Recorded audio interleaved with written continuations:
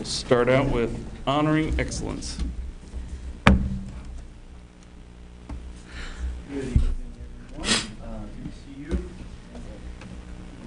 Pull up from the podium here.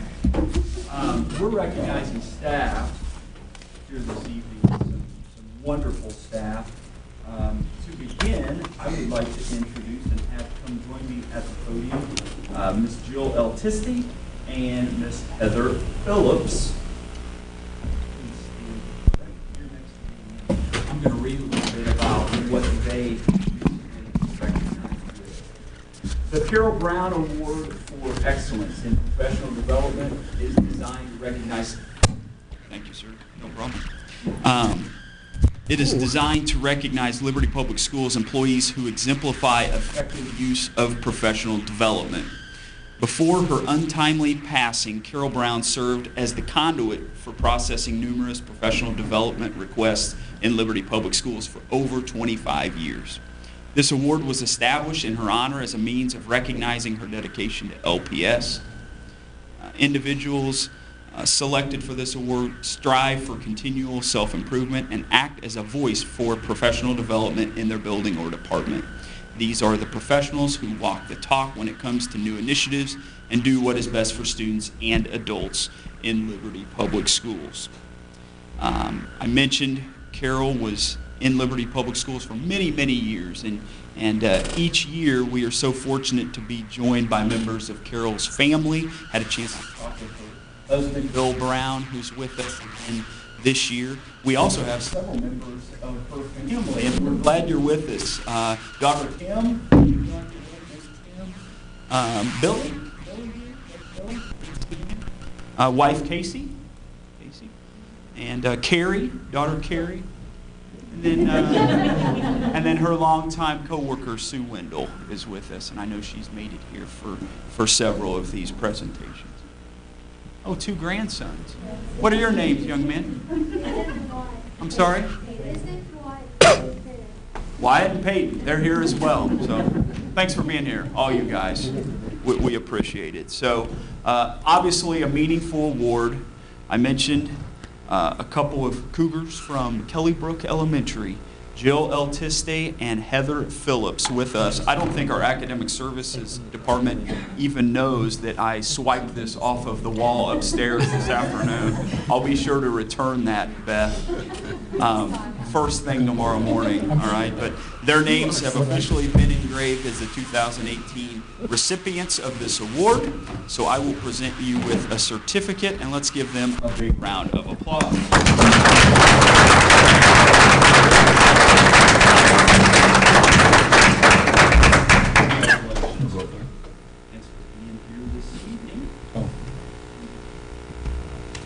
And if I could have Kate Reddick and Patrice Clark join me here at the podium. You know, April is always just a blast because we get to go out and surprise our respective support employee of the year and our teacher of the year just within a matter of days. And we feel really good about the individuals that we selected this year. First, I'll introduce you to Patrice Clark. She has served as an administrative assistant at Epic Elementary since the school opened in 2014. She has been employed by Liberty Public Schools for nearly 12 years, also working at Lewis and Clark Elementary and Ridgeview Elementary.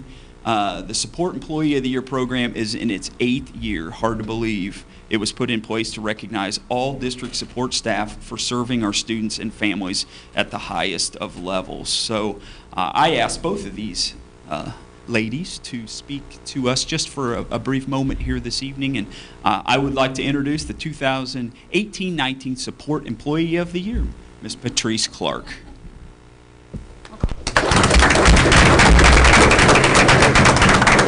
I am honored to be here tonight. I am still in shock about the award. As Dr. Tucker said the day that I received it, it is representative of every support staff person that works for the district, custodial staff, paraprofessionals, nutrition services, everybody that works behind the scenes to make Liberty Public Schools what it is. And you know, being in the district for 12 years, I've not only made friends, but people have become family to me, and I'm just very humbled to receive this award. So thank you so much. Congratulations.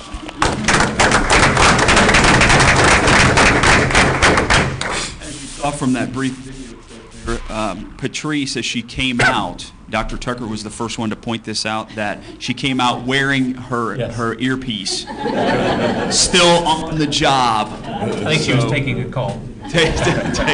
Taking a call. So, well, we want to congratulate you on this awesome news, and I appreciate Dr. Michelle Schmitz for being here. I know Michelle was very excited to hear the news that Patrice would be our 8th District Support Employee of the Year. So, also with us this evening, this is always a fun night to have both the Teacher and Support Employee of the Year, Kate Reddick.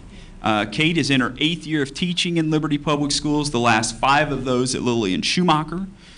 People in Liberty excited about this, the fact that she's also a graduate of William Jewell College. Really neat the fact that Kate's both of Kate's parents were in education, and they were both at the surprise event on that morning last month.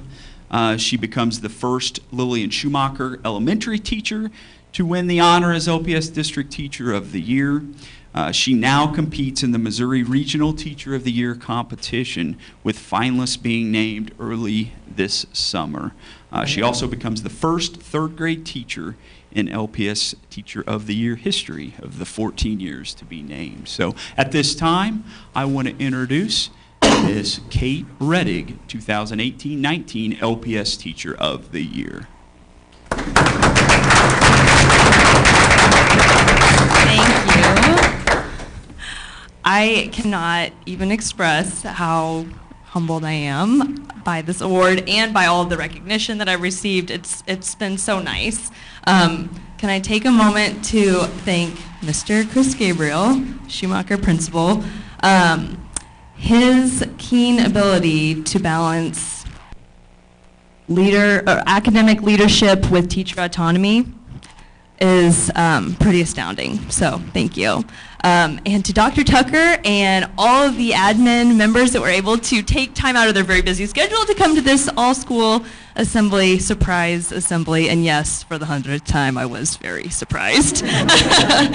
And to the board members I mentioned before, your efforts to make this event special have not been in vain. It has been quite the experience. And I'm also going to say thank you to my Schumacher colleagues and other colleagues in the district and my family, because rumor has it this is on TV and I don't want to get in trouble. But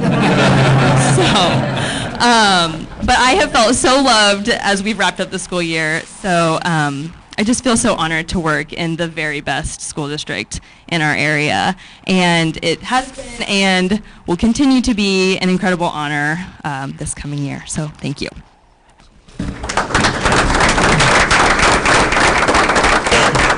So before we wrap up, I do want to add that on that morning it was a surprise that Schumacher could job Mr. Gabriel, but we also played the game of how many adults you could pack into Mr. Ferris's office space in the gym. If any of you were here, we were jammed to come out and surprise Kate. So that was a lot of fun. We really got some good close personal time, didn't we, AJ?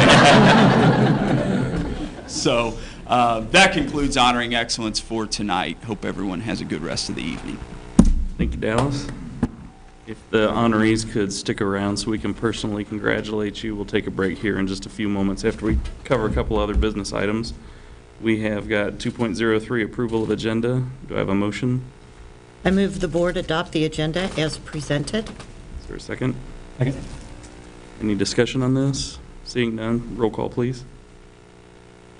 AJ? Yes. Scott? Yes. David? Yes. Angie? Yes. Nick? Yes. Kim Marie? Yes. Andy? Yes. Motion carries. And we are going to take a break here in a moment, but before we do, if anyone is here that wants to make a public comment, there are blue cards right outside the door there. If you could fill that out and hand it to me or another board member or Dr. Tucker, so we'll pick up there after a break, and we will come back at 7:20.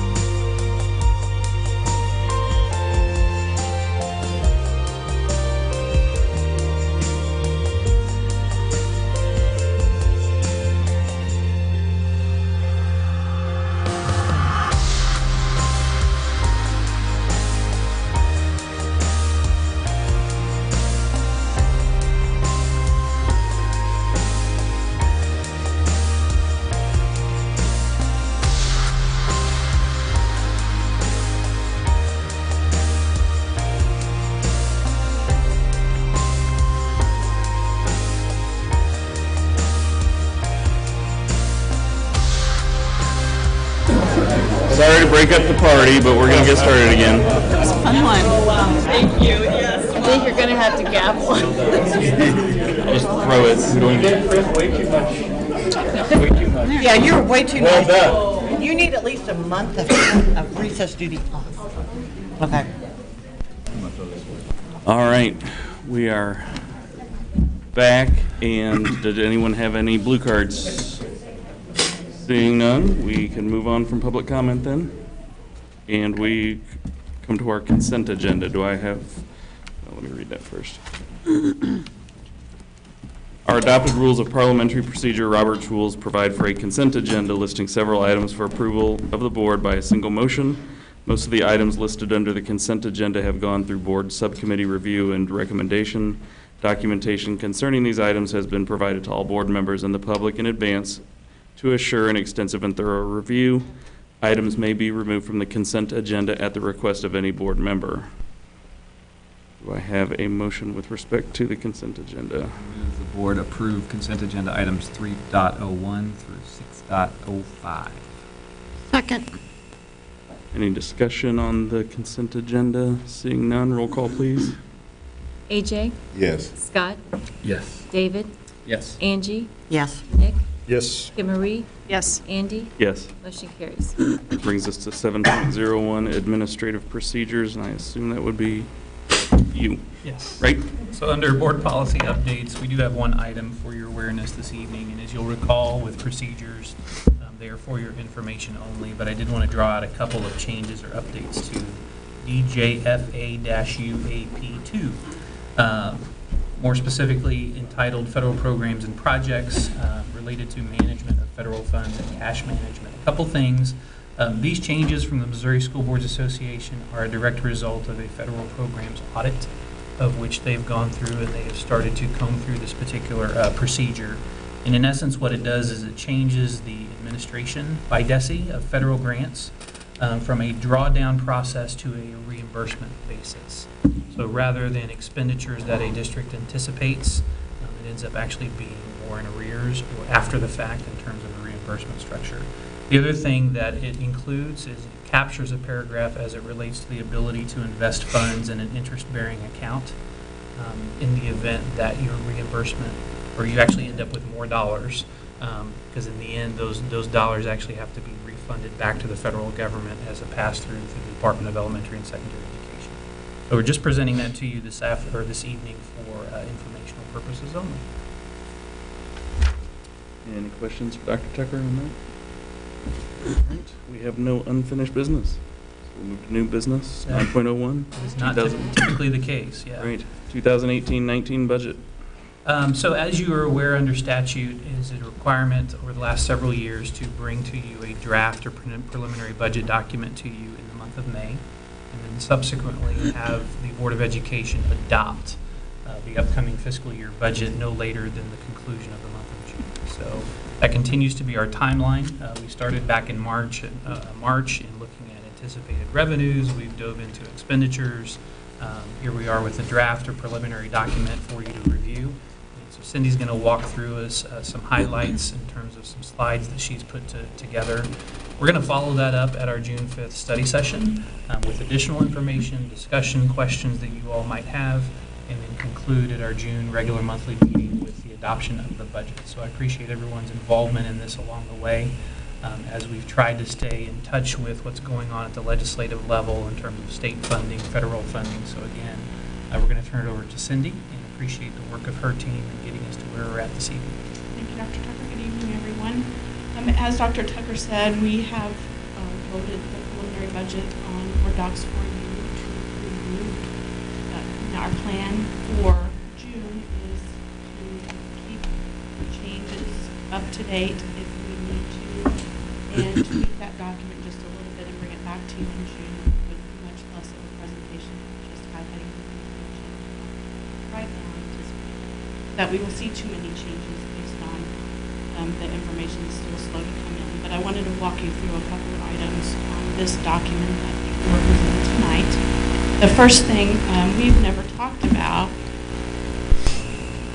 the statutory requirements that are involved in budget, and there are 5 of them: a budget message, estimated revenues 3 different ways, proposed expenditures 4 different ways, the debt schedule for the district, and a budget summary. So you've always probably wondered why you see so many pages for expenditures and revenue presenting the same information in different ways as to the bills schedule. So we just never want to talk about that before. The first thing, the budget message, I would highlight in that message that we have determined to do out of our strategic plan, the mission critical commitments and desired outcomes. And probably the highlight of our budget message, because that's what we want to accomplish with the budget dollars that we present. We'll start out with the second statutory requirement, which is the revenue projection, and this is for all funds. You'll notice that total revenues for FY19 will decrease about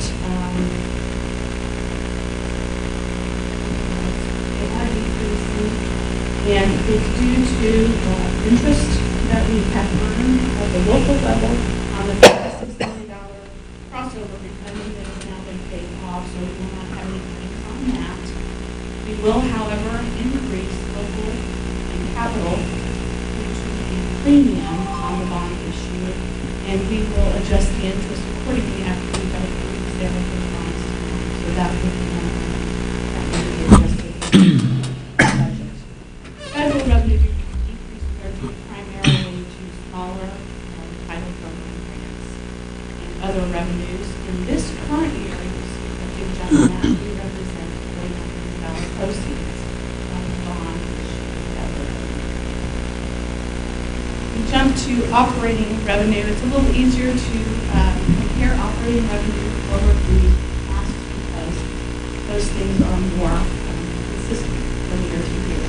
As you saw in the total budget, we had things like bond issues, and out of debt, and make large variances. But you will notice that in operating revenue this year, we have a net increase of about $2.6 million.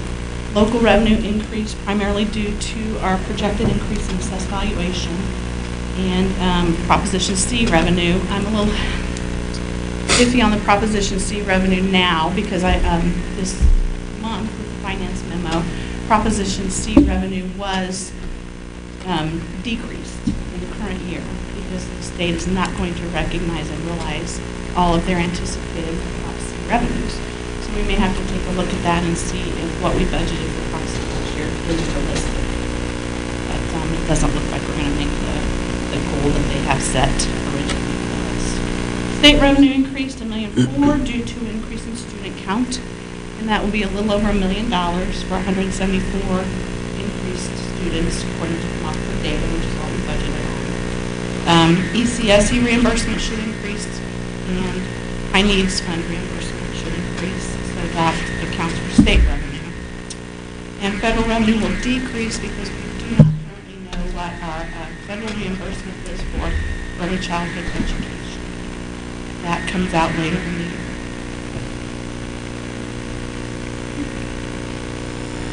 It's the. Do I need to step back? I can't hear you. It's okay. So we talked a little bit about assessed valuation, and that's one of our largest. Okay, that's one of our largest revenue sources. So I wanted to revisit where our historical assessed valuation was for the past few years, and knowing that if we do get a 2.5% increase, which is what we budgeted on, that would add approximately $22.9 million to our assessed valuation for 2018. I did talk to the assessor's office this morning, and they are not able to give me any good idea of what that increase will be other than it will be an increase. So I think we're pretty safe with 2.5% increase because they lead me to believe it could be more, but they can't give me a real good idea. And I'm hoping to have those numbers early in June, but they indicated today that we probably will not get that information until June 20th because they're having some problems with the new system that we have for reporting assessed valuation. So that's a little disappointing. So we may not know that information right until the next month. So it won't be reflected in the document until it's time to adjust after this tax levy hearing. So hopefully that won't be too big of a twist or turn. I always like to show this so you can see that we are residential heavy. You know that. This just shows you the split between the sources of our revenue. I have a quick question. Can you go back one? Yep. The TIF line, Mhm. does that include the TIF properties that we're still getting pilots on? Yes. Okay, so that's not all lost, No. but some of it is. Some of it is, Correct. some of it isn't. Correct. So some of that, we got pilots coming back. Yes, we got a little over $8 million in pilots this year. And the good thing to note about the TIF money is when they start rolling off and become on the tax rolls, that we need to be in contact with the assessor's office to make sure that they get on the tax rolls as new construction, Uh-huh. so that they don't, the windfall provision doesn't protect those when we put them in new construction, so that we will be able to recognize more income off of those. So that's another reason why it's important to stay on top of those TIFs, so we know as they roll off, we need to capture that revenue. Because if we don't, we win a couple years, then we hit the, what's that, the Hancock? The Hancock Amendment Amendment, provision yeah. is the windfall provision Right. that if we And go then we'd be in over- trouble, so. Correct. Right. Like the Gotcha. CPI is 2.1% this Yeah. year, so anything above that, we cannot take due to the windfall provision. But if it's new construction, we can. So Gotcha. we get that revenue the year it rolls back onto the tax rolls. But yes, you're correct. Thank you. Does the TIF line include Chapter 100? Yes, it includes all of, anything All that's the abatement. abatements? Okay. Yes. Any other questions on that one? Talk about that, and we'd just like to show you again how residential heavy we are. There's a tiny little red line for agriculture there. But it looks like, they're growing. That's a good thing, so hope that continues this year. And then we show this one every year as well. This is the annual assessed valuation percentage of change. Right now, that dashed line represents what we projected. Once it's actual, we'll fill it in with actual. So last year, we experienced a 5.81% increase in assessed valuation. This year, we budgeted a 2.5% increase. This kind of follows the trend of the line as it has in the past. So we'll see what we come up with. Hopefully, it doesn't follow the trend. I don't expect 5%.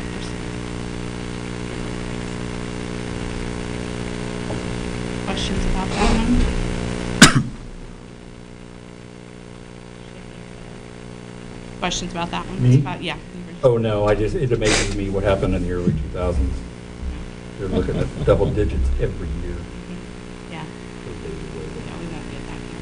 I don't anticipate. The second area of greatest revenue that we experience as a district is based on our state formula. And as I said earlier, we're projecting 174 students as for growth next year. And what happens to that number, we take that number and multiply it by our attendance percentage, and it affects the weighted average daily attendance that they use to multiply times the state adequacy target, which we've talked about before, to get our formula payment. So you can see how that works, that flows down through. And I know that's a little blurry, I had to stretch it out, but we will true that up in September when we have our core data MOSIS submission with student counts. So we will provide an updated number to DESE so that we can get the most amount of money that we can, because if we would go over that 174, we could actually receive a higher payment if we submit a calculation to DESE to use for our WADA calculation. And we always want to receive it as timely as possible. And if it happens to be lower, we want to reduce it at that time so we don't have a withhold at the end of the year as well.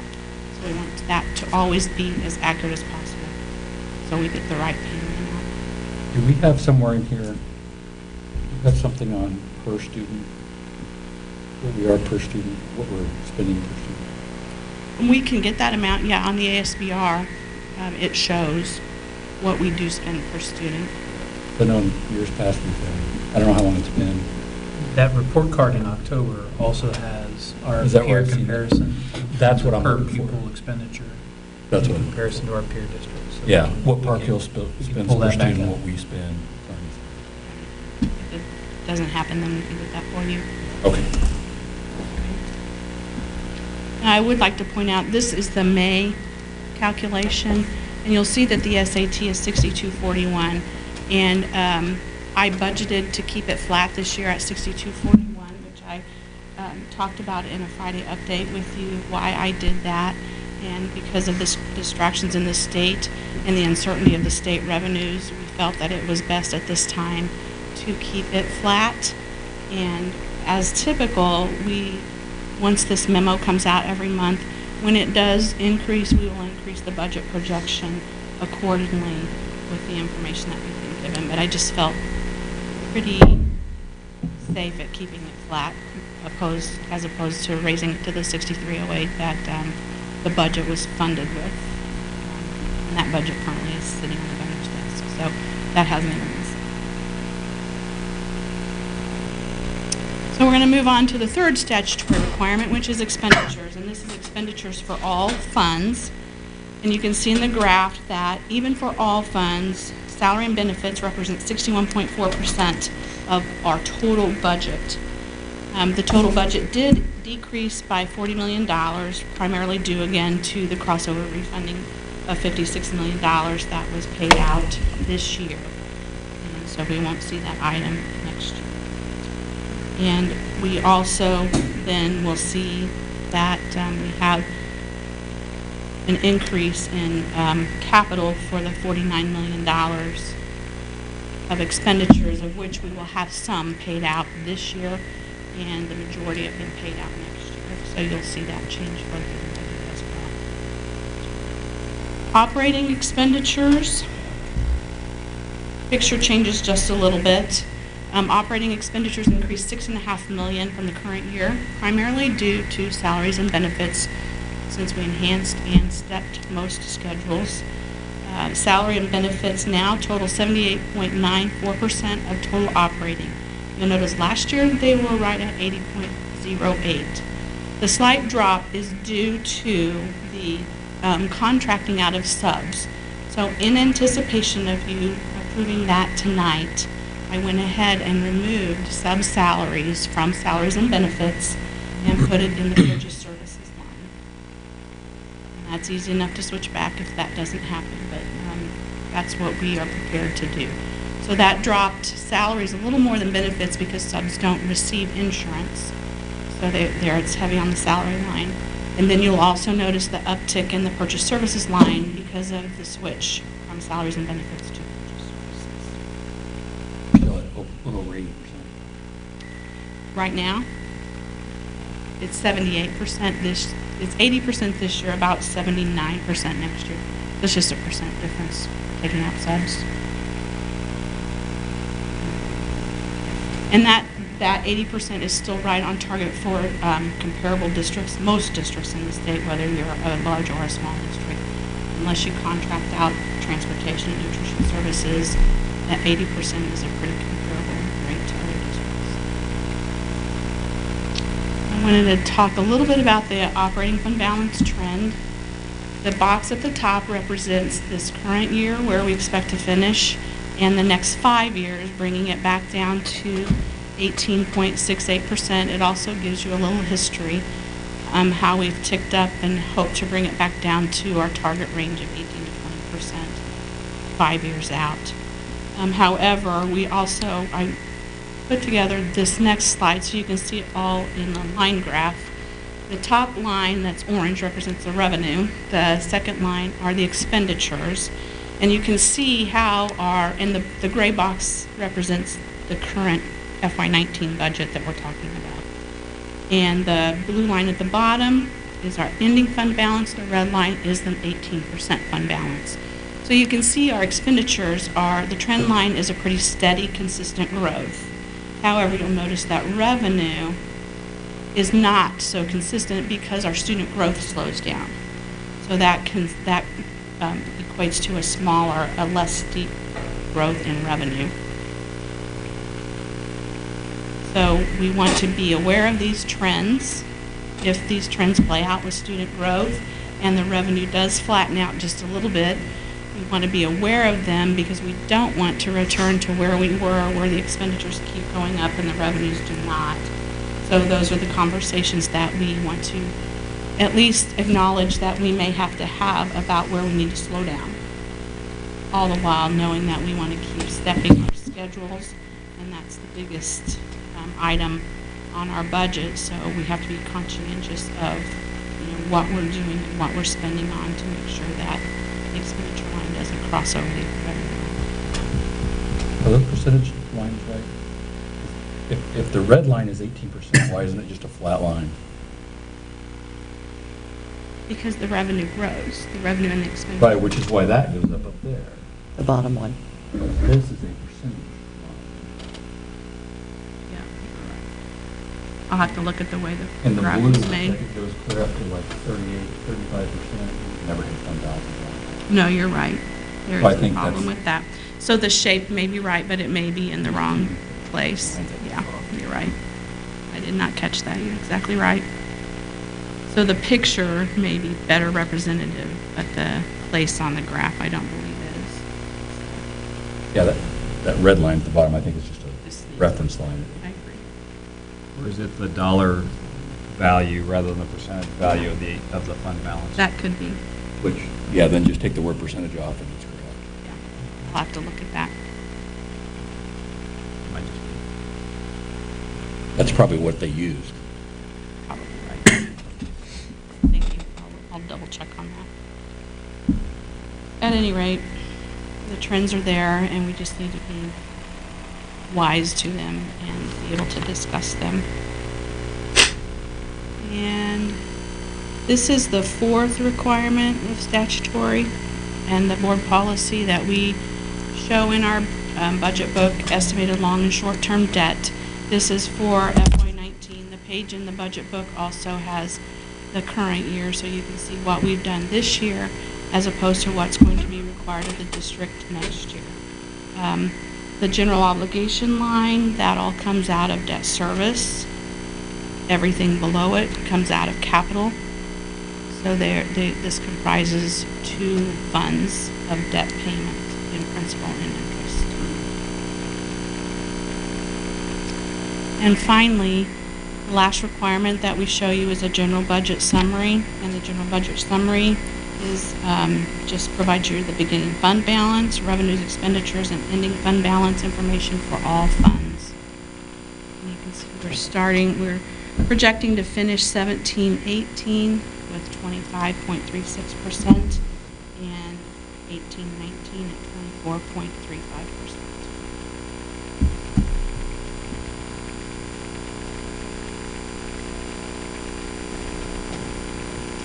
So we're presenting you a balanced budget next week or next month. Don't anticipate great changes as I stated. If you have any further clarifications or questions, I'll be glad to address them. One of the things you mentioned earlier, that our fund balances were at 23, 24 in the last couple of years, and we want to get them back down to the 18, 20 target. So can you just talk a little bit about why it's bad to have that extra 5%? It's not bad. What- It's not bad at all. But we know that 18% we can sustain business as usual Without from borrowing money. July to December with an 18% fund balance. So if we don't carry anything above that, that means we're keep putting it back in kids, back in people. Right. That's the clarification I kind of wanted for whoever's listening. Absolutely. There's nothing wrong with having a balance like that. Right. Our auditors will tell you they prefer a 24% fund balance. We prefer to have kids get what they need and have our teachers be Right. paid as well as we can afford to pay them. We're on the same. And some of that is assuming that the state funding, which is a big portion of the funding, stays steady throughout the year. right? Absolutely. So to the extent there's any wobble in that, that makes the 18% insufficient number. Correct. Consider the alternative of tax anticipation borrowing, which we've done as a district. We did that back in Excellent. 2011. And if state revenues do take a sharp decline, as some are predicting, then we'll be having the conversation a lot sooner on what we need to do to ensure we can continue business as usual and keep supplies and payments to teachers. So a lot hinges on how the state performs for us. Half of our local revenue is half, and then state is the other half of our majority of our operating revenue.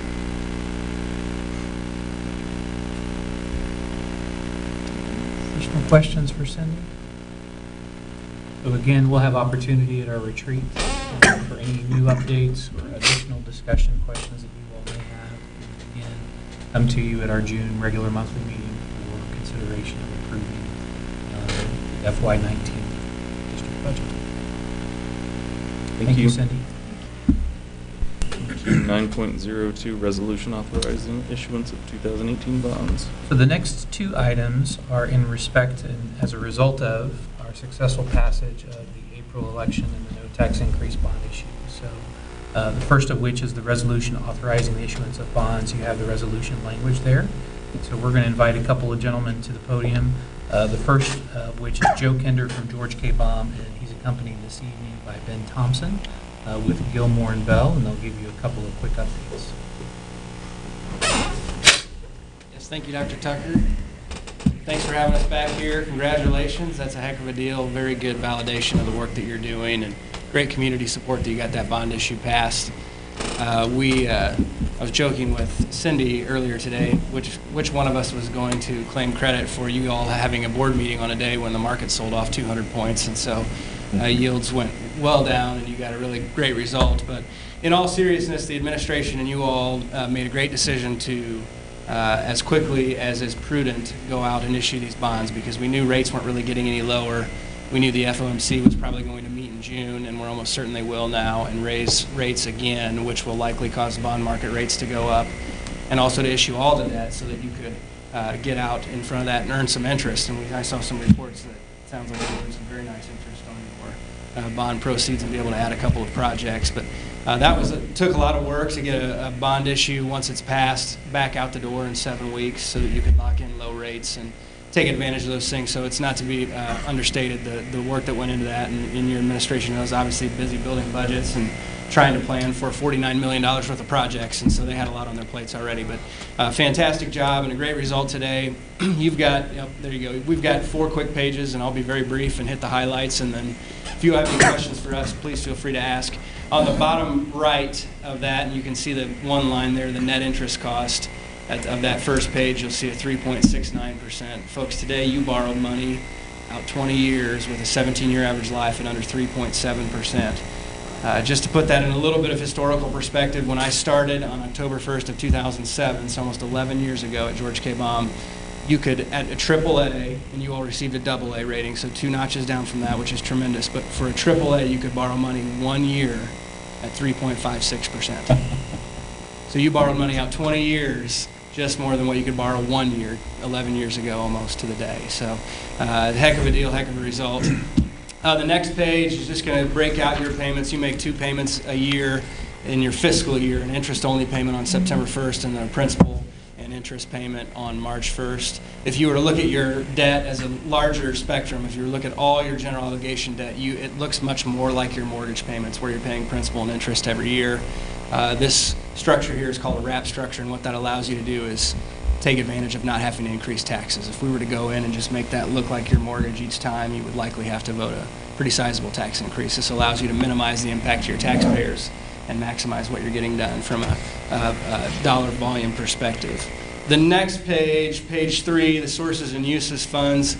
Really the important thing there is that you issued all $49 million, that top line, par amount of bonds, and then the first line under uses of funds is our fee, $4.50 per $1,000 issued for $220,500. The other cost of issue is $94,800. We'll cover on the next page. That cost of issuance that goes into that. Sorry, I've got my little sheet here. Look on the screen. A large portion of that is going to be Gilmore and Bell, who is your bond counsel, and what they do is draft all the documents, but most importantly, they offer the opinion that these bonds are double tax exempt. So tax exempt for state income and federal income tax purposes, which allows you to borrow at a much lower interest rate. The next line there, trustee origination, that's the folks that actually receive the payments from you all and make sure all the bondholders individually receive those payments in their $5,000 increments. Rating agency fee, once again, your administration went out and was grilled for about an hour by Standard & Poor's. You received a AA rating, which would put you below only one district in the Kansas City metro area and probably only 10 maybe across the state. And we're talking mostly districts on the St. Louis side with assessed values of $2 billion or more. So you should feel really good about the job that you're doing. You get about a third of that is a management score, and you get a very high management score. The rest of it is all economics that you all don't have a lot of control over. But a AA is in the upper echelon of school districts in Missouri, and that's a great reflection on the work you do and the work the administration does to carry out your vision and your goals. The next line there, state auditor fee, as long as you all will, and I know you've heard this before, have us back here and allow us the pleasure to work with you. You're going to hear this story when we do a general obligation bond issue, but before 2009, that fee would have been $49,000 today. So the reason that you get $48,000 more into your project fund, into projects for kids, better buildings, better facilities for your kiddos, is Greg Bricker. And most of you know Greg. He's a mentor and a partner of ours that we lost a little over 2 years ago. And in 2009, he got to see these bond issues get bigger and bigger and was watching this dollar per thousand fee, and Springfield had just done a $100 million bond issue and got charged $100,000 that came out of their pockets. And he worked with the state auditor and with some local legislators to bring a bill that actually had an emergency clause in it to cap that fee at $1,000. It's only a couple hours work by an administrative employee down there at the state. And we used to claim that George K. Baum as a George K. Baum and Company bill, but really that's a Greg Bricker bill. And that's a part of Greg's lasting legacy. He has, over the last 10 years, put millions of dollars back into project funds to make better facilities for kids all across Missouri, whether they work with George K. Baum or not. And he will continue to do that on into time. And so as long as you'll have me here, I'll have to remind you of what part Greg Bricker played in that role for you all and for all the kids across the state of Missouri, because he truly cared about what he did, and that was important to him. So those are the numbers. I'd be happy to answer any questions if you have any more detailed questions. I know I just hit the highlights. Otherwise, I'll hand it over to Mr. Thompson to cover the resolution. Questions of Joe? Anything to add, Cindy?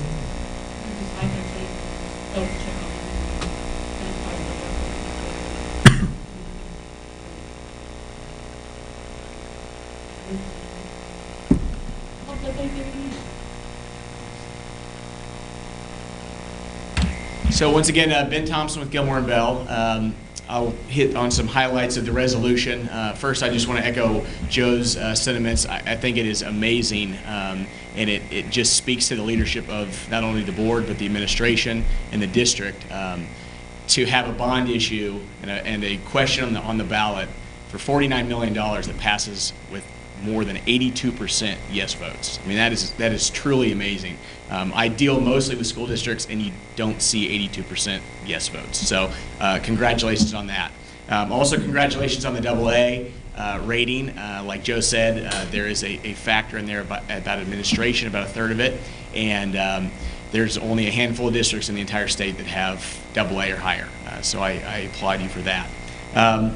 So the resolution that should be in front of you, I'll kind of hit some high points on section 202, page 6. Kind of goes through the annual requirements. As far as the debt service, it matches what Joe provided. The bonds principal would be paid starting March 1 of 2031. We'll run to 2038. As Joe mentioned, it's a wraparound structure, so in 2037 and 38, when you had no GO debt out there, that's when that kind of bumped back up. Section 301 on page 11, there is a call provision in there.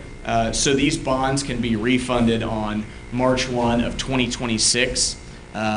You may or may not be aware, but the federal tax bill that was just passed, the Trump bill, had a provision in there that eliminated the use of advanced refundings by school districts. Cindy had mentioned a crossover advance refunding in her presentation. Those are no longer allowed under this bill. So what would happen is that if we wanted to refund these bonds in the future, you'd have to issue the bonds within 90 days of March 1 of 2026, or you can issue them on a taxable basis. So we keep that in there. Obviously, the tax bill could change, and they could put that advance refunding provision back in. But at this point, it's 90 days or less. And then finally, Section 401, security for the bonds. These bonds are general obligations of the district, so the full faith and credit of the district is pledged to the repayment of the bonds. And what that means is that the district will go out and levy taxes sufficient to pay principal and interest on the bonds for the life of the bonds. So, happy to answer any other questions if you've got. Other than that, this will allow the issuance of all $49 million in bonds. Questions? Thank you. Absolutely. And we have a suggested motion. Anyone want to read that?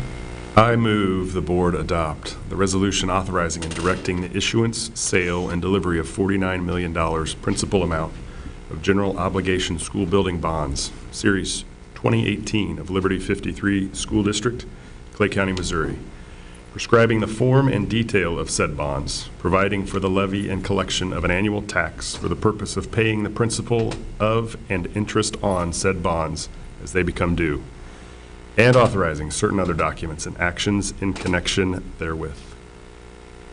Second. Any discussion on the motion? Seeing none, call roll, please. AJ? Yes. Scott? Yes. David? Yes. Angie? Yes. Nick? Yes. Kim Marie? Yes. Andy? Yes. Motion carries. 0.03 PFM agreement. So then a related item in respect to what to do with those revenues would be the investment opportunities that exist per board policy. So you may or may not be familiar with the Missouri Securities Investment Program, of which under that it allows for PFM asset management, again in accordance with board policy. We've utilized them in the past as we've had bond issues and as we've invested revenues. Interest rates have kind of come and gone over the course of the last several years. But we're glad to report this evening that interest rates are back up with PFM and MOSIP. And so as we move forward, we're looking at taking the revenue stream from the bonds generated to be able to invest and be available to us as we kind of draw those monies down as it relates to construction projects. So I'm going to turn over to Cindy as far as additional information regarding PFM. Next step.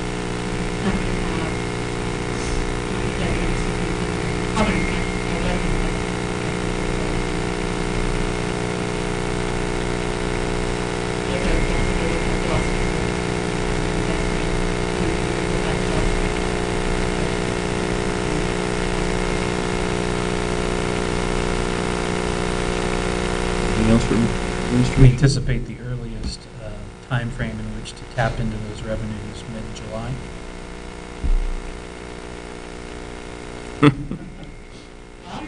That is a question that we'll start getting into. But some of that money won't draw for 24 months on the tail end of the projects? As far as the life of the projects. Or rather than having the money sit, kind of generate some revenue. Correct. And I attached on that Friday update schedule that was from PFM that had this cover on it. And they said they called, and I got an update. We don't keep updates, of course, but it shows the 2 foot crossing. And they will keep sending us this line and focus on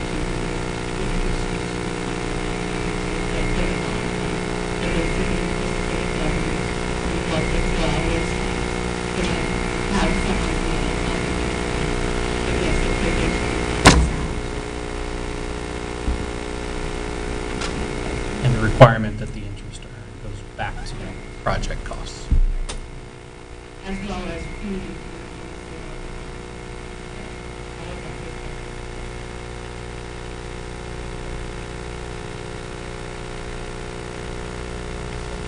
Okay. We have a recommended action. I move the board approve the agreement with PFM Asset Management LLC. Any discussion? Call roll, please. AJ, Yes. Scott, Yes. David, Yes. Angie, Yes. Nick, Yes. Kim Marie, Yes. Andy, Yes. motion carries.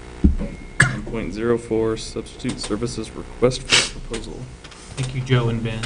Appreciate you guys being here.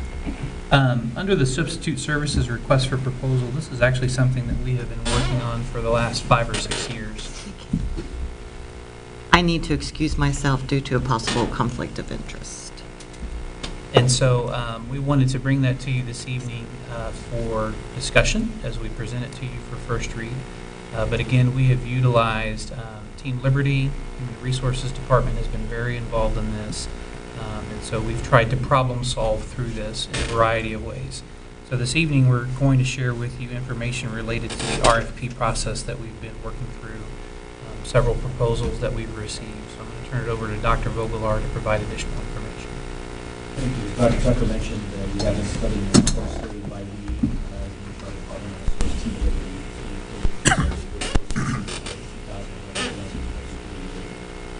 Well below a 97% fill rate. This year we're on pace to have a 91%.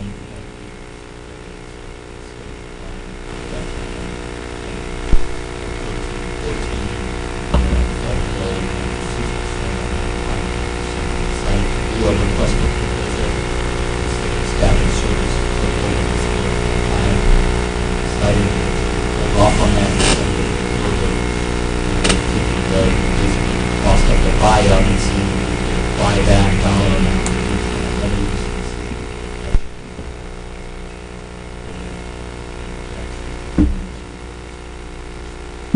What causal relationship correlation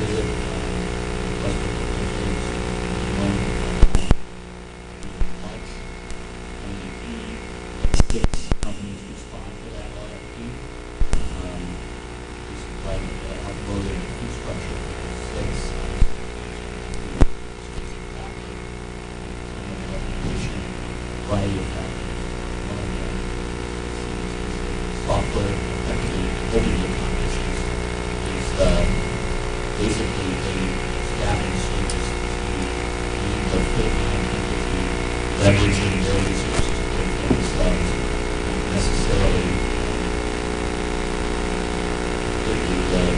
finding new staff for us. So acquiring themselves is a high priority, which staffing services. Again, we're planning on doing that ourselves. Our site's going to continue to study on this. The user interface, so software so that user experience is the same in customer side and subs user experience is the same in identifying and for subservice. One of the 6 use a different platform. software platforms to put them out, so they do the lowest cost because of the transition. Five, we stop at front line. Same service, one week for hybrid. The other factor that is important to creativity, responses, to the extent to which they have a low presence, and low presence in student notes, want to be on the top of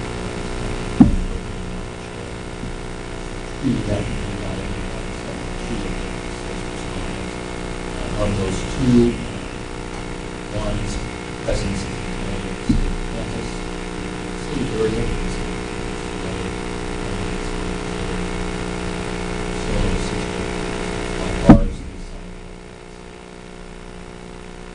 recommendations.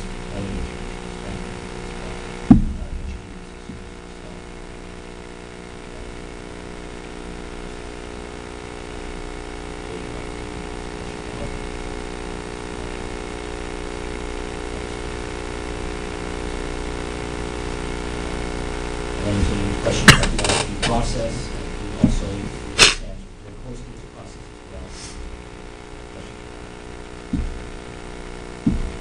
well. Questions for Dr. Vogel? A couple questions. The markup percentage on here that seems to be all over the board, is that their cut or? That's a 33% markup for more than the other one. One says 1.3. That's wrong. Yeah, well, it's, the one is Austin's,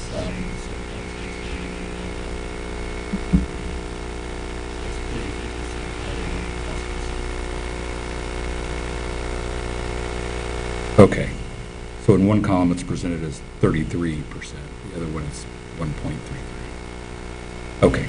Are all these services pulling from the same pool? I mean, if I'm a sub, am I signing up for a bunch of different ones, or does one have a better pool of subs that they're giving us? yeah, the ones who don't have a presence at all, you start at 80 and some, so probably like to start. That's a big problem. Yeah.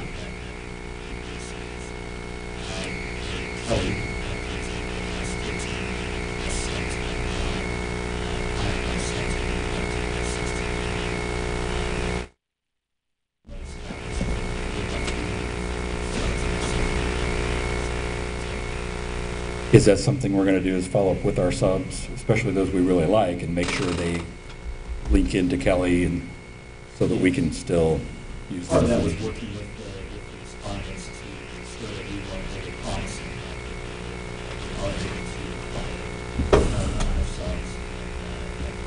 Spoke with those with the fact that every substitute we want to maintain some relationship with. That's what I was. Thank you.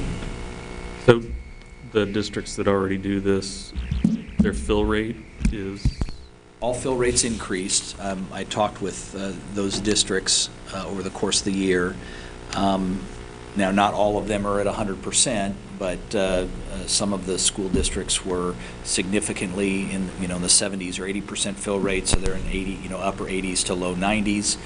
Which is where we are currently. So for them, it's a huge increase. Comparable districts, North Kansas City, Lee Summit, average, this is obviously not complete data for this year, but average 97.2% fill rate from the data sample that they submitted. Those are similarly situated districts to ours, so we anticipate, similar results. Is this a long-term contract we're looking with these guys? It'll be a one-year contract, 1 year. Renewable, obviously. We're going to be studying, obviously, the success over the course of the year and not making any commitment beyond, our ability to back out if the studies don't support the interest. The other thing we've talked about in respect to other contributing factors is utilizing Team Liberty over the course of this next year to really dive in, kind of an internal review or assessment as to what we can do. This is first read, so we'll take action? Correct. Okay. Yeah, the June board meeting is when we would ask for a decision so we can start to work with either the company or continue the insourcing plan over the summer months, so we're ready to go in the fall. What's the cost of insourcing? Do we get rid of software if we're not doing this sub-fill? Do we have people that are spending their time on this? Yeah, right now, portions of our HR department staff, with obviously a lot of HR functions connected to their job, they're carving out a sliver of their work to devote to this. And so that's part of the mitigating factor, is we don't have anyone whose full-time job is devoted to filling substitute positions. So the staffing service effectively creates a full-time oversight to staffing our positions. So if we don't go with the staffing service, we'll continue the process, probably very similarly getting the same results. We did look at, as part of the Team Liberty conversation, what if we created full-time devotion to this? What would it take? And it would likely take hiring at least one full-time administrator with a full-time administrative assistant to focus on that work. The cost of that, plus the cost of what we spent to try to do internal remedies over the past 3 years, would significantly exceed the overhead of any of the respondents to the RFP. As one of those solutions we put in place over the last couple of years was growing our full-time subs. So we currently have, I believe, 12. Yeah. That then we will be trading off as we transition to outsourcing. So we will collapse the full-time substitutes that we've had in place, recoup that cost, but then transition over to the cost to outsourcing. So Yeah, that's an excellent point, yeah. So some of what we would be spending to cover the cost of a staffing service would be recouped by us not leveraging those dollars toward the remedies we've been putting in place for the last 3 years. Questions? Also bring contract language. Yeah. So you all can see that in advance of. Yeah, Jason Bright is managing that. He also indicated to me that he is going back to Kelly Services and pointing out the overhead costs of the competitors and asking them to renegotiate a price based on that data. He should have more information. We'll probably feed that out through a Friday update or something to give updated numbers on the cost of that recommendation. Thank you. Thank you for your presentation. Unfortunate. Thank you.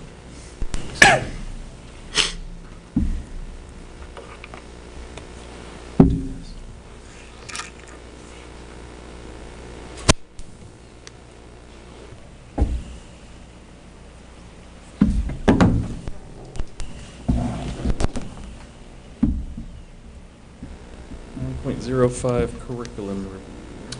So 9.05 is a follow-up from this time last year.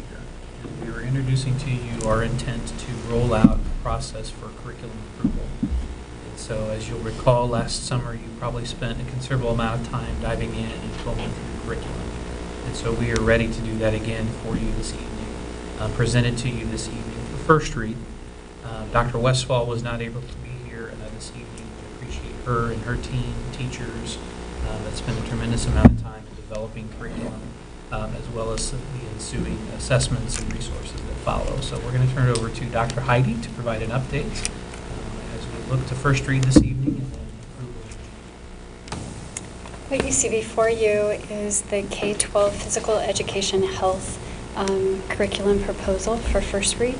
And it's broken down by the links for K-5 Physical Education and Health, 6-8 Physical Education and Health, and 9-12 Physical Education and Health.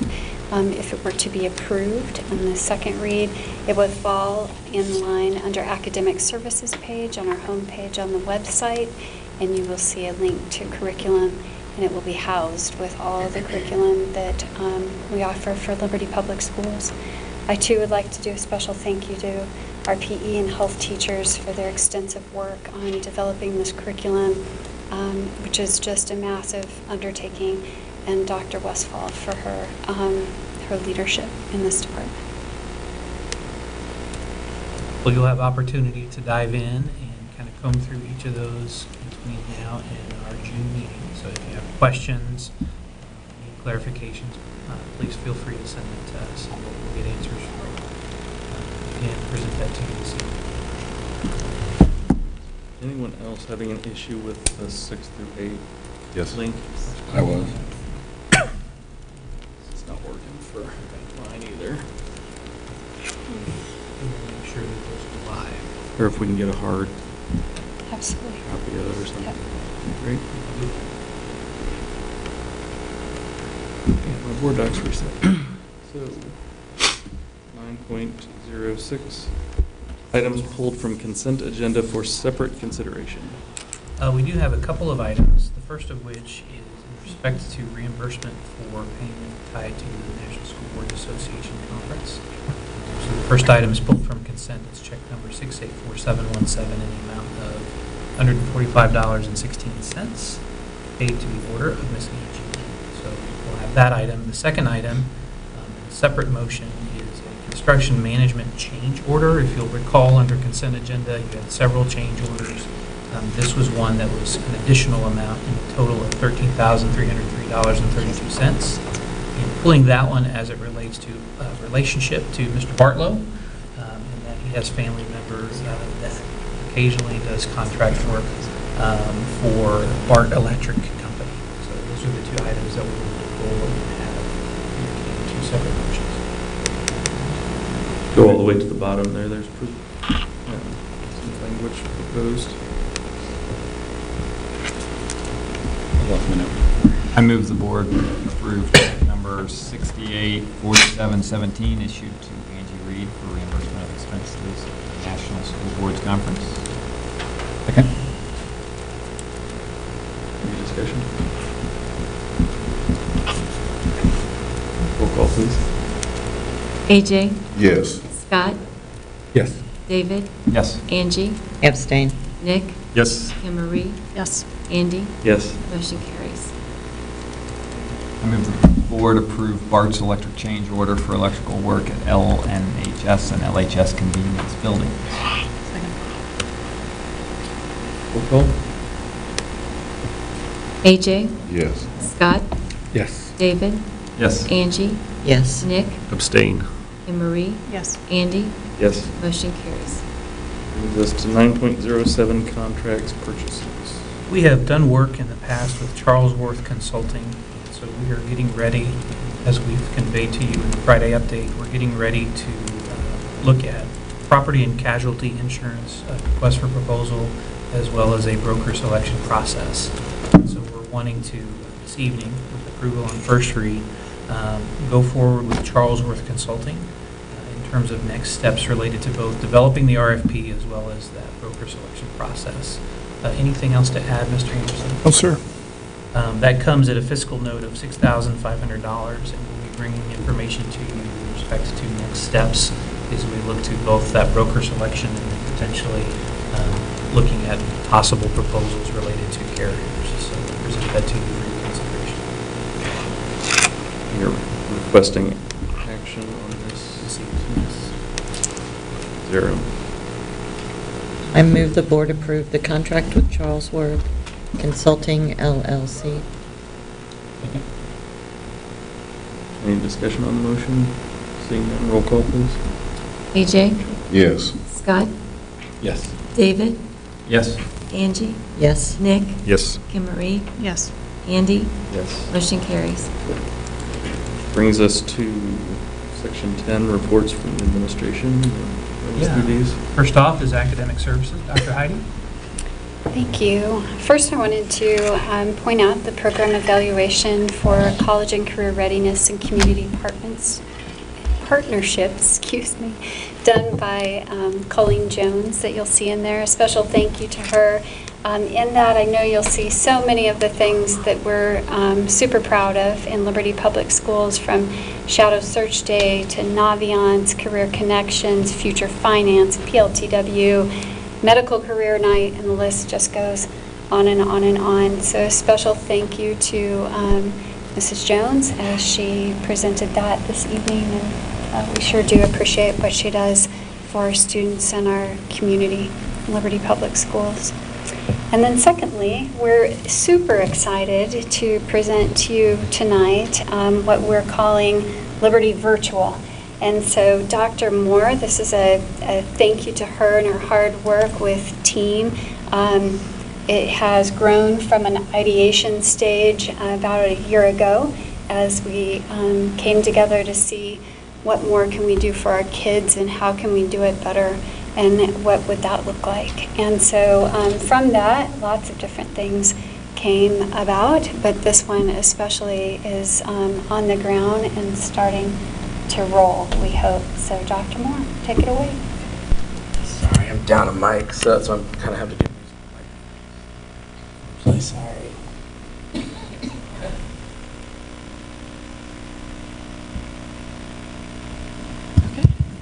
All right, well, thank you very much. I am excited to share a little bit of the information with you this evening about Liberty Virtual. As Dr. Heidi said, we've been working very hard this year to present something that we can start next year. And our hope is that by 2020, we will have a fully online program for our students at the high school level to take advantage of. I prepared a few short slides for you, but there's also information in the academic services folder or report. But some of the benefits to online learning, you can see them listed here. The main one really for us is flexibility in scheduling for students and for us, that as we try to get more high school students out into internships, externships, doing job shadowings, freeing up time to do several different things, go to NCAPS, go to the career centers. Online classes allow them that flexibility to maybe take a class or two from home in the morning or in the library at school, and then go and have some hands-on experience. So we are trying to start small next year with that and give students some options. Within that, though, we have other reasons why students need to take online courses.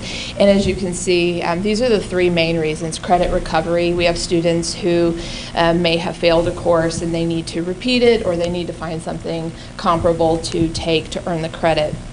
Credit acquisition is when a student is behind in credits, and so they may have to take this as an 8th hour class outside of their normal school day. And you'll find that we have a lot of students who actually do that now, that will have a class or two that they take beyond their 7-period day. And then the final one is credit enhancement. So a student wants to take a course to get ahead for the schedule management, or it may be that it doesn't fit in their regular day. With AVID coming on next year and that taking a full year elective from some students, they don't have a space to maybe take a practical art or another fine art. So this will allow them to take that outside of their normal school day. We decided to do some digging into what classes our students are currently taking online. Just to give you a brief background in that, we have a program that we use that is not very beneficial, I will say, online. So we decided that we did not want to use that next year, except very minimally.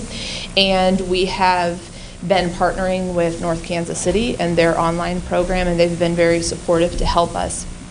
But we looked at what classes our students are taking through North Kansas City and what they took through OdysseyWare that we currently offer them. And most of these were the top courses that that the students are taking right now. So what we did was we came up with a list of those, and we added a few based on just current needs of our students.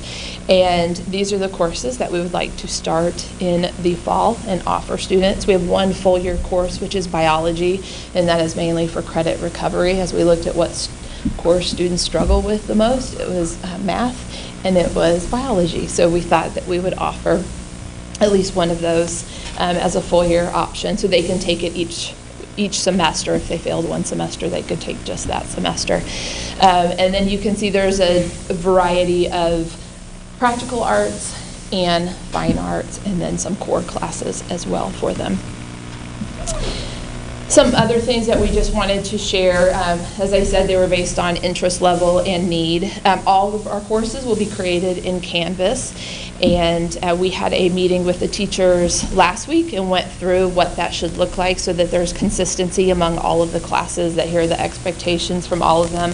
All students who take an online course through us would start with here's what you need to know about online courses before they begin, so that they know what to expect and that it might not be something that they've had in the past. All of the teachers will have virtual office hours in an effort to assist students, so there will be one teacher for personal finance is one of the courses. There will be one teacher that will serve students at both high schools for that, so that the person who develops the course will then also teach it, so they can figure out what worked well, what didn't work well. All of the classes, when we went to Dr. Tucker and kind of pitched this at the beginning, he said the one thing that he really wanted was an experiential component to it, and that's one thing that North Kansas City courses do not have. And as we've started to meet with Springfield to partner with them until we build our program, none of their courses have the experiential piece. So we talked through what that could look like in any class, and it might be talking to an expert in the field. It might be for music appreciation that the student has to go and attend a performance of some sort, whether in the community or at the school level, and then reflect on that and share what they learned based on what they're learning in the course. So we're working through that and giving them some ideas to put in the class, and we're very excited about what that will look like. And then students taking a course for credit recovery will focus just on the skills they're not proficient in. In the past, we've asked the student to retake a whole course, and so now we feel like we should be able to ask teachers to say, what does the student not know, and really allow them to focus on that. Finally, funding, what I know some people care more about, is what does this take to fund? So we talked to North Kansas City, we talked to Springfield, and a few other districts, and came up with numbers that matched what they currently do. But teachers will receive a $2,000 stipend to write a semester course, and then it would be $4,000 to write a year-long course. And that is comparable to what we pay teachers for curriculum development now, the $25 an hour. And they would receive the $2,500 for teaching a semester course with a maximum of 26 students enrolled, which would be 13 from each high school. It's a little bit lower. We kind of looked at the numbers to see what that would look like if they taught an extra section during the school day. Again, this is comparable to what other districts do. Students can enroll in Liberty Virtual for any of the reasons credit may be needed. So whether they need to recover a credit or they would just like to get ahead, they can enroll for any of those reasons. And then the last thing I would say is that we would like to continue our partnership with North Kansas City, and we would like to work with Springfield this next year because they offer several courses that we don't currently have. Any questions? Wow. I know you do. You're sticking, oh, I'm sorry, go ahead. It's only, we're capping it at 26 and we're going to hold that 26? Yes. Are you sure? Okay, just checking. That's the maximum. Is there a minimum? You have to have 3 people enrolled in order to make it worthwhile, or is there no? There is not, and I can tell you that they've already started enrolling in all of the courses, and there's every course right now has at least 5 students in it. Okay, and when you say the stipends for writing a semester course or writing a year-long course, is that only when the course curriculum doesn't already exist? Or is that everyone we're offering through LPS is going to be written by somebody with an LPS? How does that work? Well, they are taking the curriculum that we have, and then they're having to put it into that online format. So teachers are having to make videos, do discussion boards. So they'll be creating more. They'll take the curriculum, but then they'll have to kind of divide it out. They take their curriculum. Correct. So let's take biology as the example. If biology is already out there and there's a curriculum already out there, do our teachers then just use that, or do they have to write an LPS version of that? They will use that curriculum. Okay. But what they will have to do then is divide it out and make assignments that are online versus doing something in class. So in a biology class, you would do a lab, where online it would be, you might have to create or find a virtual lab for the students to do. You mentioned that all classes will be reviewed and approved by academic services. Reviewed and approved to be part of the list that's offered? No, Or the kids would actually have to be reviewed and approved to go be able to take this course? The course will be reviewed and approved, meaning that the courses on this page here, at the end of July, they will have to give us access to the course, and then we will go through it to ensure that all the essential standards have been met and that they have the experiential component to it and so forth. And then we will go back to them and say, this works for our students and it's rigorous for an online course, or you need to go back and add these items. Okay, can anybody just take one of these? If I say, I've got child development, that's third hour, I've got third hour open, but I just want to take the online one instead of taking the one in class, can I do that? Not currently. So counselors are going to have to approve. Yes. Each kid that comes in, they're going to have to give some kind of compelling reason to take the online version. Yes. They can't just bow out of all the classes and just take everything. So right now, it doesn't take the place of any course during the schedule unless there's a major conflict.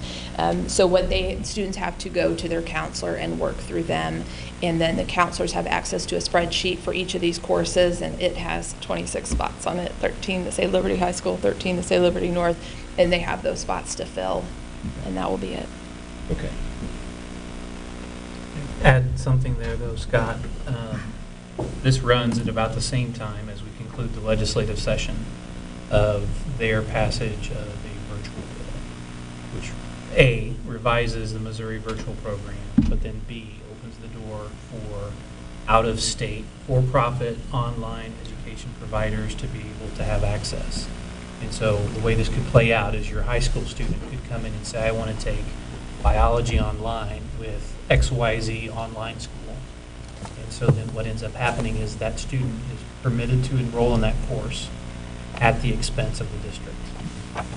So we don't necessarily have control over the quality or the rigor of that course.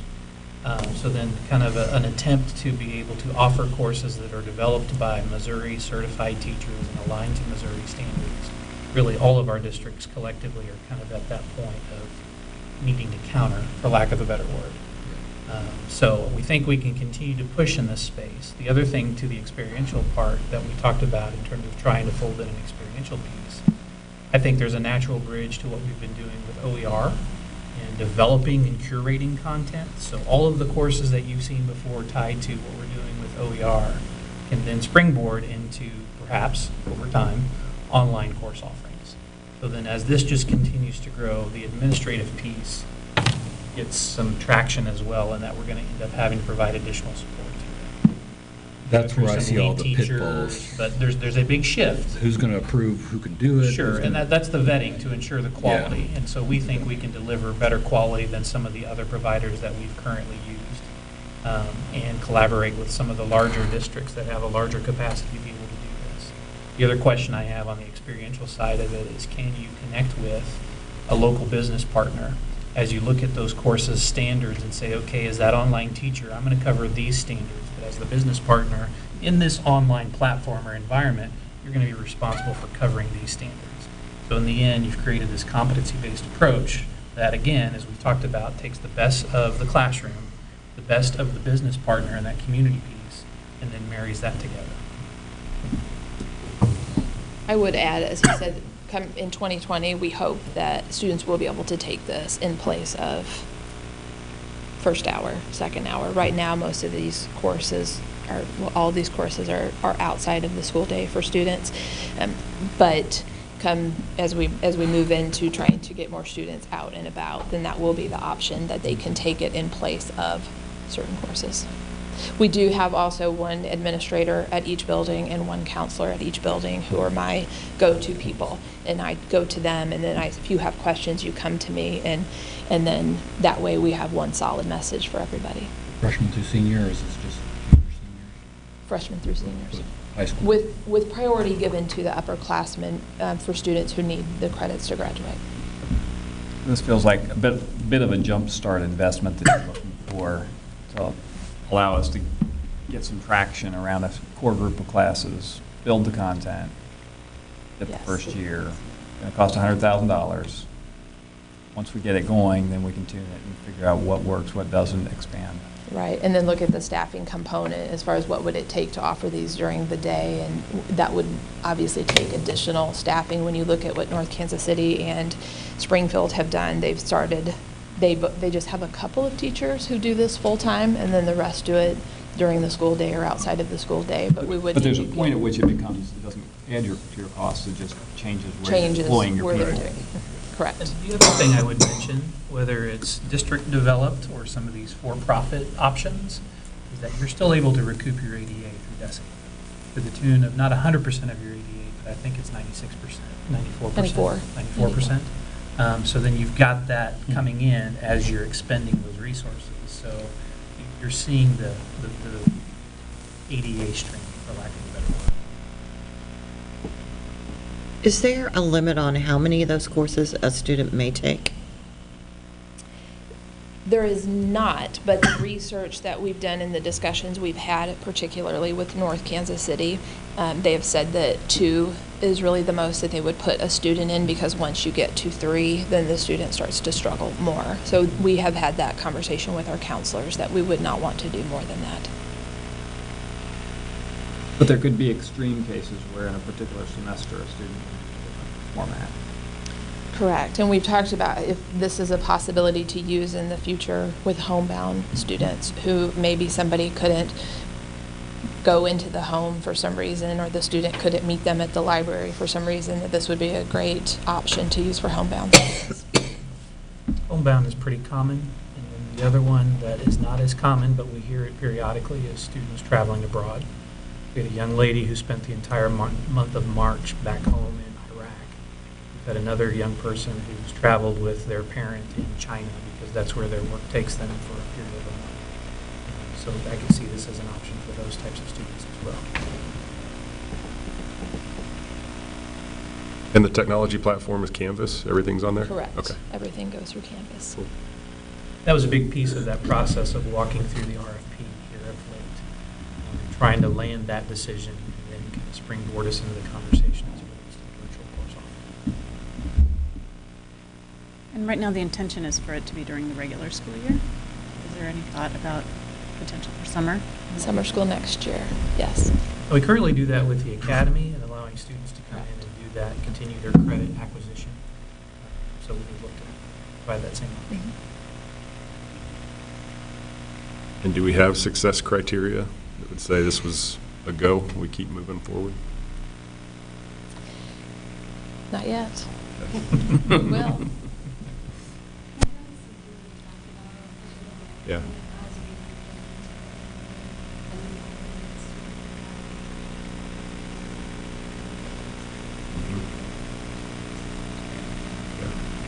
Good.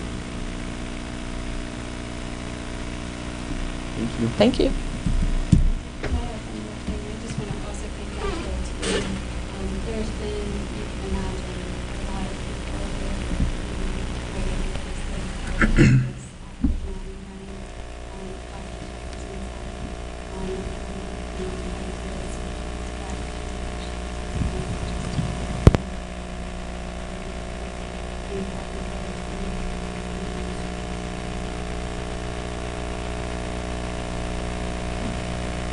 Any additional questions for academic services? Next then, we have finance, Ms. Sullivan. I have a couple of donations to share with you this evening. A monetary donation from Craig and Michelle Fisher in the amount of $3,000 was donated to Alexander Donovan Elementary for teachers to purchase items for their classrooms. They also donated $3,000 to Early Childhood Center to purchase sensory panels for their classrooms. We also had a tulip poplar tree valued at $125 from Missouri 4-H Foundation in partnership with Crater Distributing and local steel dealers donated and planted at the Early Childhood Center. So we'd like to thank them for those donations. I wanted to point out to you that the Audit and Finance Committee reviewed the documents for April, had no questions to submit to you.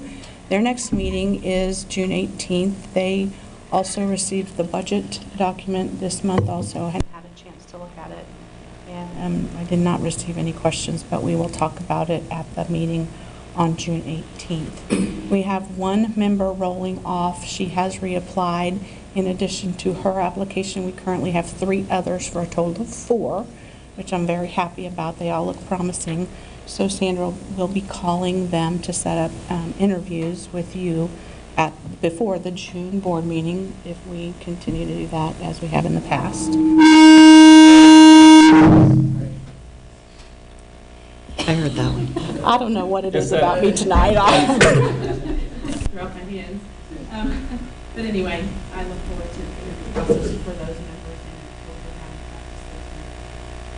Yeah, how many openings do we have? We can have up to 7. The bylaws allow us to have a total of 7.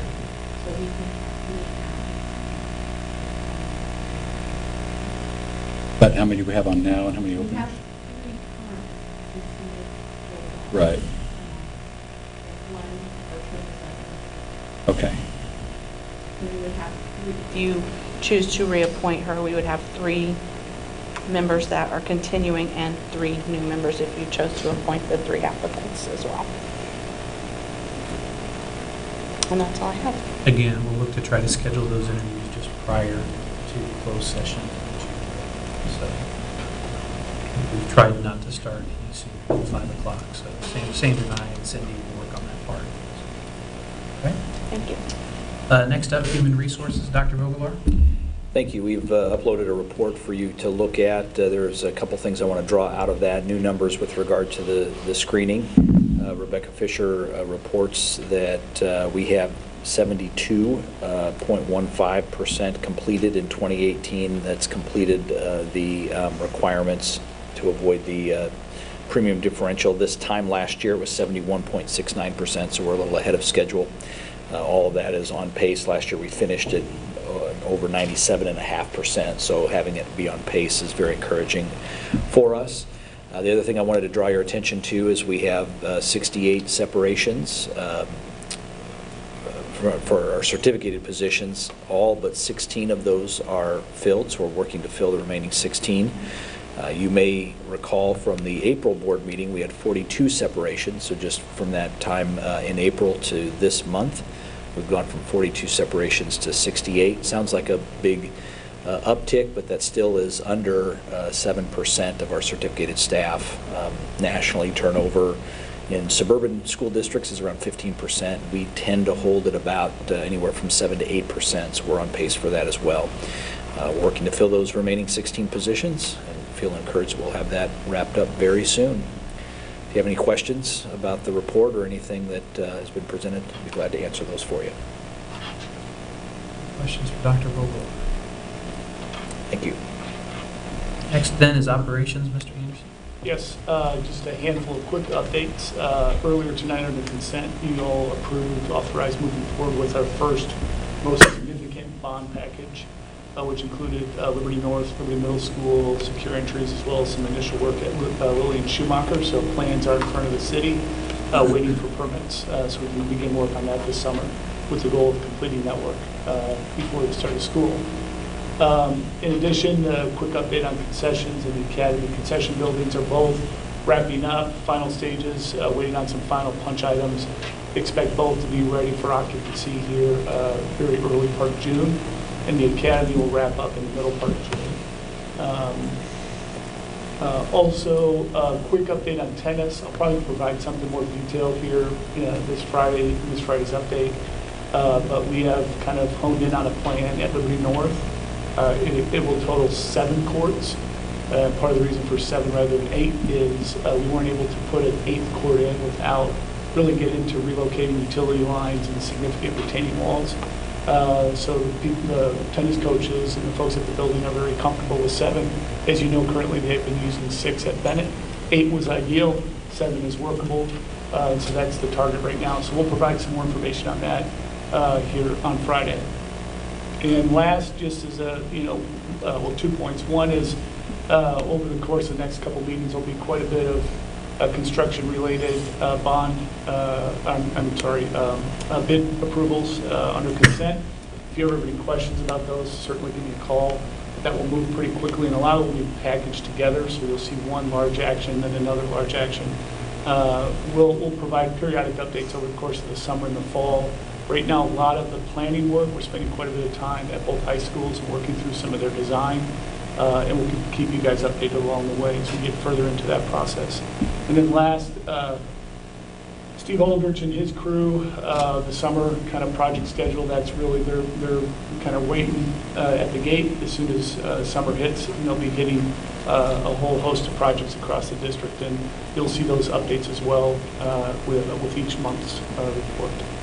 With that, I'd be happy to take any questions. Questions for Steve? Summer hits, by the way, day after tomorrow. So Yeah, they're waiting. Tell Aldrich and his crew that. Okay. With that said, It hits tomorrow at noon. Yeah, that's true. Extra hours in there. With that said, on the eve of the last day of school, I thought it was fitting to thank our students, parents, staff, and community, the board, for a successful 2017-18 school year. With the exception of EPIC, who goes through June, through the middle of June. And so we'll see them here for the next couple of weeks as they wrap up their school year. And then in addition, summer school starts June 4th and runs through the 29th. So there's quite a bit of information on our district's webpage related to a variety of course offerings, both at the K through 8 level, but then also at the high school level, as we talked about with some online options and other course offerings. The other piece that I wanted to mention, as albeit we're wrapping up this school year, preparations have been well underway for the start of the 18-19 school year. So albeit we're entering into the summer, I hate to tell you that goes by really fast. And so we'll be back at it at the end of July as we welcome back administrators and new teachers to the district through a variety of induction and program offerings, professional development as we enter into the month of August. The other thing that I wanted to mention this evening, in addition to my report, was the end of the legislative session, and we're really still in the process of kind of debriefing what all of that entails, and those bills that did pass and those that did not pass, which oftentimes that's a successful session. So we'll be bringing information to you as far as a recap of the legislative session. Those that are attending the MSBA summit next week will likely see sessions tied to that, as far as hearing from the MSBA lobbyists in terms of what was successful, but then also what did not pass during the course of the legislative session. The other thing that I wanted to mention is we will be planning with Mr. Rothman and Ms. Graham's help our agenda for the board retreat scheduled for June 5th, and so we'll be developing that agenda in the course of the next couple of weeks. Last two things I wanted to mention in terms of just some things we were able to participate in this week.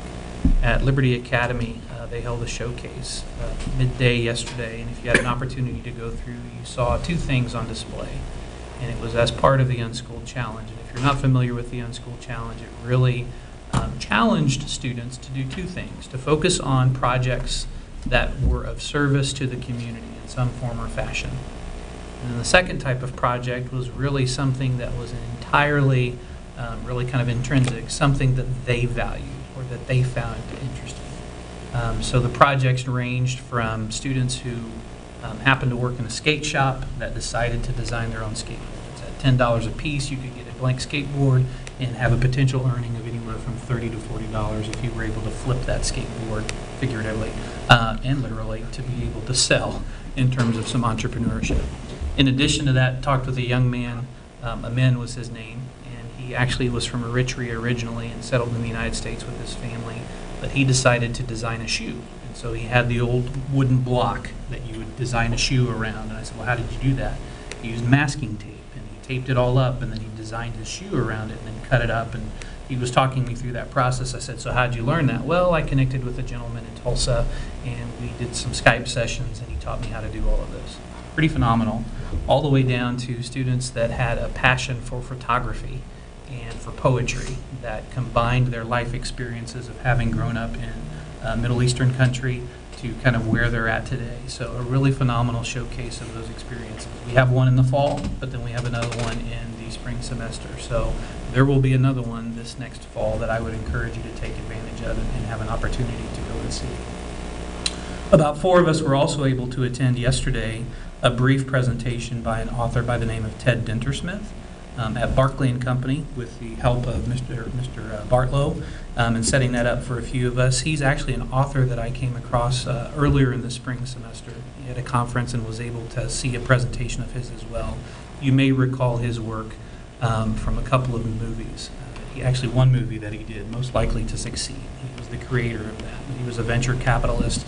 He created that movie and then decided to take a nationwide tour of 50 states and highlight innovative practices. The reason I mention him is because he's very similar to the book study that we did as a Board of Education by Grant Lichtman. You'll recall Ed Journey, or perhaps you're familiar with Tom Vander Ark, who's done a similar journey across the country trying to highlight and showcase innovation. His big takeaway was experiential learning opportunities and how he believes, as having traveled the country, we need to provide more of that at the elementary, the middle, the high school level. So Dr. Moore, Ms. Dixon Seaborn, myself, and Brandon Lewis were able to go see that. And we'll likely pull that forward as a possible book study as we enter into the summer months and have that conversation at our board retreat. With that said, would open it up for any questions that you all have. Okay. Move on to 11:01, upcoming meetings. As Dr. Tucker mentioned, we've got the Leadership Summit that I think a few of you have signed up to attend, which is great. And then we've got our retreat. I think we're looking at 7 a.m. to noon on June 5th. And we've already had some discussions of topics, but if any of you have any areas that you want to suggest, of course, bring that to Kim Marie or Dr. Tucker or myself, and we'll be meeting up probably next week to finalize that agenda. And then regular meeting next month, just to keep everybody on their toes, is I think a Thursday. So we will, at the retreat, probably look at all of next year's meeting dates. Under 12:01, I think we did committee assignments, but we need formal action on the Kansas City TIF, right? All right. So there is a recommended motion there, so I wants to read I that. move the Board of Education of the Liberty School District herein approve the appointments of Nicholas Bartlow and Stephen Anderson to represent the district on the Tax Increment Financing Commission of Kansas City, Missouri in all matters relating to TIF plans, TIF plan areas, TIF projects, and all amendments thereto which affect, in part or in whole, areas within the boundaries of the district. Said appointments are for 1 year from date of appointment. Second. Any discussion? Seeing none, call roll, please. AJ? Yes. Scott? Yes. David? Yes. Angie? Yes. Nick? Abstain. Kim Marie? Yes. Andy? Yes. Motion carries. Want to vote for all the glory and pay that comes with it? You know, I didn't vote for it. 12:02, board remarks. And Dr. Tucker and I attended the Liberty School District Foundation board meeting. And one item to point out from that that's in development is a rebranding of the foundation and a recommended name change to Liberty Education Foundation, I think to help maybe clarify some confusion people were having with respect to what their role was. And they are working with a 2013 LHS grad, Emily, butcher this, Gomnitz, used to be Duncan, who's going to help with logo design. And they'll be taking She won action. the Google Art Contest about 5 years ago. Yeah, when she was She was one of the finalists, Yeah. yeah. So that's big Great, Duncan. goings on with the foundation, and of course they're working on all of their events, their annual events for next year with Uncorked and the community breakfast. Any other remarks? All right. Do we have a motion to adjourn? Board adjourned. Second. Call roll, please. AJ? Yes. Scott? Yes. David? Yes. Angie? Yes. Nick? Yes. Kim Marie? Yes. Andy? Yes. Motion carries.